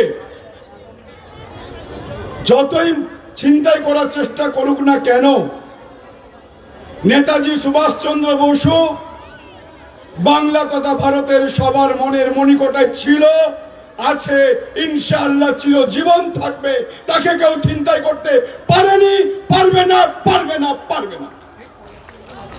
এটা দায়িত্ব নিয়ে বলছি আপনাদের সামনে। আমরা দেখেছেন প্রজাতন্ত্র দিবস, আমাদের মুখ্যমন্ত্রী তিনি বারংবার চিঠি দিয়েছেন, একের পর এক চিঠি দিয়েছেন, জানান দেওয়ার চেষ্টা করেছেন নেতাজি সুভাষচন্দ্র বোসের ট্যাবলোর জন্য। বারংবার সেটাকে রিফিউজ করা হয়েছে, বারংবার রিফিউজ করা হয়েছে। এবং করলোটা কি? ইন্ডিয়া গেটে নেতাজি সুভাষচন্দ্র মূর্তি বসানোর চেষ্টা করেছে, বসিয়েছিল। কিছুদিন পর সেটাও হাওয়া হয়ে গেল। আজকে আমাদের ভাবনা এটা আসা উচিত। এই যে আমার সুন্দর তৌহিদ ইন্টারন্যাশনাল মেয়েগুলোকে দেখুন, সামনে সামনে দেখুন, মেয়েটা কি সুন্দর লাগছে, হেজাব পরে আছে। সামনে দেখছি আমার মায়েরা বোনেরা হেজাব পরে আছে। অন্যায়টা কোথায়? খারাপ লাগছে দেখতে, সুন্দর লাগছে, কত সুন্দর দেখতে, সুন্দর থেকে সুন্দরতম লাগছে, সুন্দরী মই লাগছে। আজকে আমরা দেখতে পাচ্ছি, সবাই জানতে পারছি আমরা কি অবস্থার বাতাবরণের মধ্য দিয়ে আমাদের যেতে হচ্ছে। এইটা নেতাজি সুভাষচন্দ্র বোস আজকে জীবিত থাকতেন, তিনি হয়তো এই সব দেখে তিনি হার্ট অ্যাটাক করে মারা যেতেন বলে আমার বিশ্বাস। এই ভারতকে তারা দেখেনি, যে ভারতবর্ষকে তিনি চিন্তা ভাবনার মধ্যে নিয়ে আসার চেষ্টা করেছিলেন, যে ভারতবর্ষকে স্বাধীন করার জন্য কি সংগ্রাম করে গেছেন আমরা সবাই জানে। সেই ইতিহাস আমি আলোকপাত করতে চাইছি না এখানে। সেই ভারতবর্ষের ইতিহাসকে নষ্ট করে দেওয়ার চক্রান্ত করছে, নাম পাল্টে দেওয়ার চেষ্টা চলছে। বিভিন্ন জায়গার নামকে পাল্টে দিয়ে ভাবছে এদের মন থেকে আমরা সব মুছে দিতে পারবো। আমি মনে করছি যারা এটা করছে তাদের থেকে মূর্খ আর কেউ নেই, তারা সবচেয়ে বেশি মূর্খ। তারা ইলিটারেট, তারা লিটারেট, তারা শিক্ষা, প্রকৃত শিক্ষা তারা পায়নি। আজকে মনে রাখতে হবে, আমরা ভুলে যাইনি। 2 বছর ধরে সারা বিশ্বে এসে গেছে ইমরান সাহেব, শেষ করতে হবে। 2 বছর আমি ভাবছিলাম কখন আসবে। 2 বছর ধরে আল্লাহ পাক বলুন, ঈশ্বর ভগবান বলুন, পৃথিবীর বুকে হেজাব পরিয়ে দিয়েছিলেন। ভুলে গেছি আমরা সেই দিন, এখনো মুখের মধ্যে মাস্ক নিয়ে পড়ে করছি। তখন কোথায় ছিল তোমরা, মূর্খের দল? আফসোস লাগে, কষ্ট হয়। এই ভারতবর্ষকে আমরা দেখিনি, ভারতবর্ষের বৈচিত্র্যের মধ্যে ঐক্য। তাই আমি দায়িত্বহীন ভাষায় আজকে বলে যাচ্ছি আপনাদের সামনে, যতই যাই করুক না কেন, আমরা হেজাব পরবো, হেজাব পরবো, হেজাব পরবো। এখান থেকে বিরত করতে আমাদের পারেনি, পারেনি, পারবে না। আমরা এইভাবে লড়াই করে যাব, আমরা অন্যের বিরুদ্ধে গর্জে উঠবো। এটাই নেতাজি সুভাষচন্দ্র ভাবনা। আমরা ভয় পাবো না, আমরা কারোর ভয়ে আমরা নিজেকে দমিয়ে রাখবো না। এই ভারতবর্ষ আমার ছিল, আমাদের আছে, আমাদের থাকবে। এখান থেকে কেউ আমাদের বিতরণ করতে পারেনি, পারবে না। ইনশাআল্লাহ এই ভারতবর্ষের স্বাধীন করার জন্য আপামর সবার থেকেও আমি বিশ্বাস করি, মনে করি আমি ইতিহাসের ছাত্র। ইতিহাস ভুলিয়ে দিলে আমরা ভুলবো না। অনেক মানুষের বলিদান আছে, অনেক মায়ের কোল খালি হয়ে গেছে, অনেক মানুষ শহীদ হয়ে গেছে। সেই ইতিহাসটাকে মুছে দেওয়ার চক্রান্ত করলে সে তার যোগ্য জবাব ভারতবর্ষের মানুষ দেবে। তাই আমি এই বলে শেষ করব, আমরা সকলে ঐক্যবদ্ধ হব, অন্যের বিরুদ্ধে লড়াই করব। আমরা মনে করি আজকে যদি মন্দিরের ওপর আঘাত আসে, মন্দিরটাও আমাদের, আমার তোমার নয়। মসজিদটাও আমাদের, আমার তোমার নয়। গির্জাটাও সব আমাদের। তাই তো আমার নেত্রী মমতা বন্দ্যোপাধ্যায় বলেন, ধর্ম যার যার, উৎসব সবার। এই উৎসব সবার ছিল, এই উৎসব থাকবে। এইটাই মিলন মেলার বৈশিষ্ট্য। এই মিলন মেলা উৎসব বুঝিয়ে দিয়েছে কে হিন্দু, কে মুসলিম, কে খ্রিস্টান, কে জৈন নয়। আমরা ভারতবাসী, আমাদের ধর্ম একটাই। সে ধর্ম হচ্ছে মানব ধর্ম, মানুষকে ভালোবাসার ধর্ম। এইটাই নেতাজি সুভাষচন্দ্র বসুর আজকের ভাবনা। এই বলে আমি শেষ করলাম।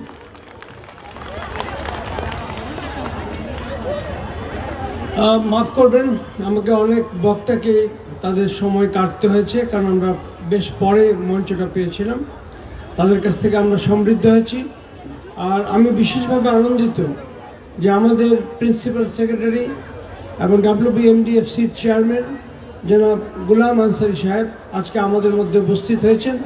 আমরা চাইছিলাম যে তার কাছ থেকে কিছু শুনবো, কিন্তু সময় হয়ে গেছে এবং তিনি নিজে বললেন যে আজকে হ্যাঁ বরণ করবো। এখন তাকে আমরা বরণ করে নেব, তারপরেই আমাদের সেই সারে জাহান সে আচ্ছা হিন্দুস্তা হামারা সেই গানটি পরিবেশন করবে তাওহিদ ইন্টারন্যাশনাল। আচ্ছা, আপনি নাম বলুন, এখন যে বাচ্চারা পারফর্ম করবে তাওহিদ ইন্টারন্যাশনাল, তাদের নাম বলবেন ma'am Nazia.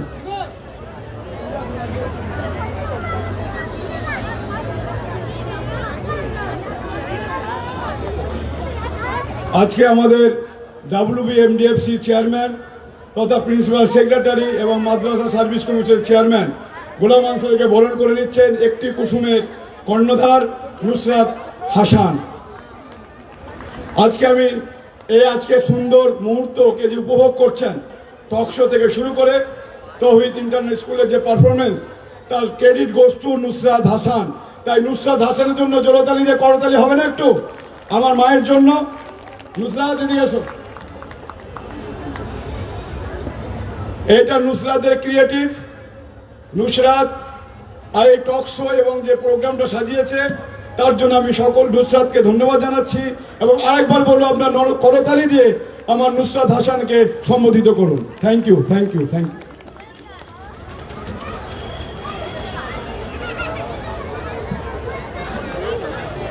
Assalamu alaikum everyone. Our Tawheed International School Sare Jahan Se Acha team performers are Asifa Norin, Sumaya Siddiqui, Ikfa Anand, Sayyida Tahira Mahmooda, Sheikh Kashif, Umme Simran, Iffat Khatun, Hasiba Khatun, Rushali Parveen, Yashika Mulla, Silmi Khatun, Nafrin Khatun, Mausam Benazir, Aisha Khatun, Atika Yasmin, Kaji Amina, Mir Farah, Labiba. Thank you. And one more name, Tamim Ali Malik.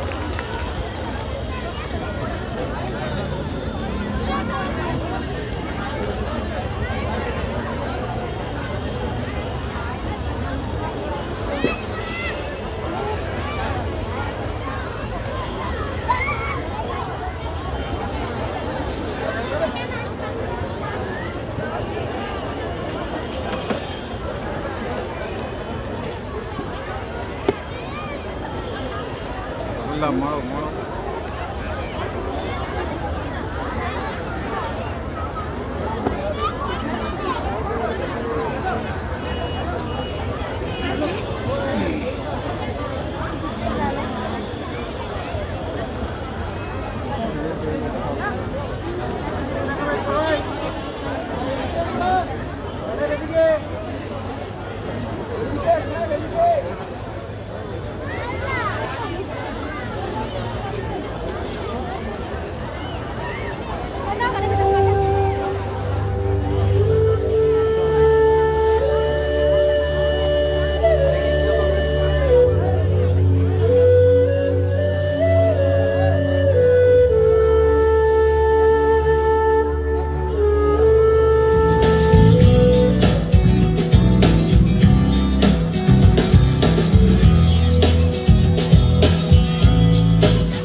Please say Jai Hind! Jai Hind! Jai Hind! Thank you.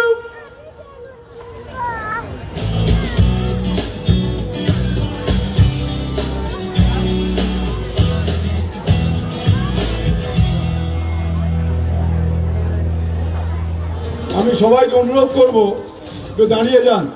জাতীয় সঙ্গীতের মধ্য দিয়ে আজকের অনুষ্ঠান আমরা সমাপ্তি ঘোষণা করব। আমাদের অনুষ্ঠান কুবের কলম, সহযোগিতা একটি কুসুম এবং বঙ্গীয় সংখ্যালঘু বুদ্ধিজীবী মঞ্চ।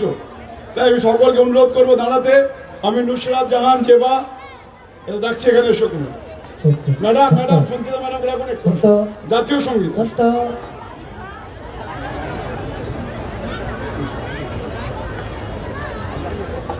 জাতীয় সঙ্গীত জনগণ মন। চলে চলে চলে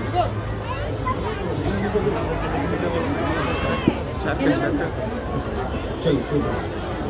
জনগণ মন অধিনায়ক জয় হে ভারত ভাগ্য বিধাতা। পঞ্জাব সিন্ধু গুজরাট মারাঠা দ্রাবিড় উৎকল বঙ্গ বিন্দ হিমাচল যমুনা গঙ্গা উচ্ছল জলধি তরঙ্গা। তব শুভ নামে জাগে তব শুভ আশিস মাগে গাহে তব জয় গাথা। জনগণ মঙ্গলদায়ক জয় হে ভারত ভাগ্য বিধাতা। জয় হে জয় হে জয় হে জয় জয় জয় জয় হে। ধন্যবাদ সকলকে। আমি স্পেশাল ধন্যবাদ ইমরান সাহেবকে জানাবো। তার সঙ্গে আমাদের বঙ্গীয় সংখ্যালঘু বুদ্ধিজীবী মঞ্চের দক্ষিণ 24 পরগনা জেলা সভাপতি ডক্টর এ জামান এবং সাধারণ সম্পাদিকা অরুণিমা দত্ত থেকে শুরু করে প্রত্যেককে যারা এসছেন দূর দূরান্ত থেকে, আমার আরেফুল শান্ত, সৈফুদ্দিন এবং মেহেদি ভাই, প্রত্যেককে আমি আন্তরিক অভিনন্দন ধন্যবাদ জানাচ্ছি। এবং যারা এখানে দেখছেন প্রোগ্রামটা সকলকে ধন্যবাদ জানাচ্ছি। এবং আমি ধন্যবাদ জানাবো গোলাম আনসারি সাহেবকে, তার নেতৃত্বে যেভাবে WBMDFC গতকাল উদ্বোধন হয়েছে। মেলা চলবে, আপনারা মেলাকে উপভোগ করুন। ইনশাআল্লাহ এই মেলা মিলন মেলায় পরিণত হয়েছে। সকলে ঐক্যবদ্ধভাবে আমরা থাকবো, যে কথা বললাম।